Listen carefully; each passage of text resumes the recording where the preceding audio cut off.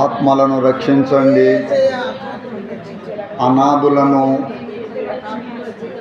మీ కృప పొంది మీ దీవెన నీ ఆశీర్వాదము వారు చూచినట్లుగా వారికి సహాయము చేయండి.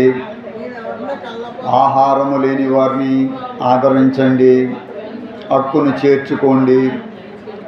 ఈ మధ్యాహ్నము ప్రపంచపరంగా ఉన్నటువంటి క్రైస్తవుల కొరకే కాకుండా we are praying for all the people, for all the creed, for all the nations, for all the states. వారికి సహాయం అందించండి. ఈ రోజున మేము కృతజ్ఞతాస్తుతులతో ఆయన నీ సాన్నిధ్యానంలో ఉంటున్నాము. మృగములారా, పశువులారా, నేలను ప్రాకు జీవులారా, రెక్కలతో ఎగురు పక్షులారా, భూరాజులారా, సమస్త ప్రజలారా, భూమి మీద ఉన్న అధిపతులారా, సమస్త న్యాయాధిపతులారా, యెహోవాను స్తుతించుడి. యవ్వనులు, కన్యలు, వృద్ధులు, బాలురు అందరూ యెహోవా నామమును స్తుతించమని 148 దావీదు కీర్తనలో చెప్పావు తండ్రి. ఎందుకంటే నీ నామము ఘనమైనటువంటి నామము. నీ నామం ప్రభావం కలది. భూమి ఆకాశములకు పైగా నీకు ప్రభావం ఉంది ప్రభువా.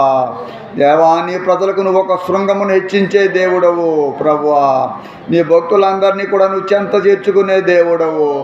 నీ వాక్యం యాకోబుకు తెలియజేసిన దేవుడు, నీ కట్టడాలని న్యాయ విధులను ఇశ్రాయేలుకి తెలియజేసిన దేవుడవు. ఏ జన్మనకు నువ్వు ఇలాగ తెలియజేయలేదు. నీ న్యాయ విధులను బట్టి నీకు కృతజ్ఞతాస్తుతులు తెలియజేయుచున్నాను. ఈ రోజున బంధింపబడి వారిని విడుదల చేయమని ప్రార్థిస్తున్నాను. గుడ్డి వారి కళ్ళు తెరవమని ప్రార్థిస్తున్నాను.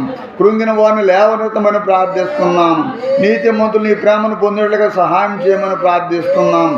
పరదేశంలో కాపాడు దేవుడు అని నమ్ముచున్నాను తండ్రి. స్తోత్రములు ప్రభువా. దేవా, నీకు వందనాలు, వందనాలు, వందనాలు ప్రభువా. నీకు వందనాలు.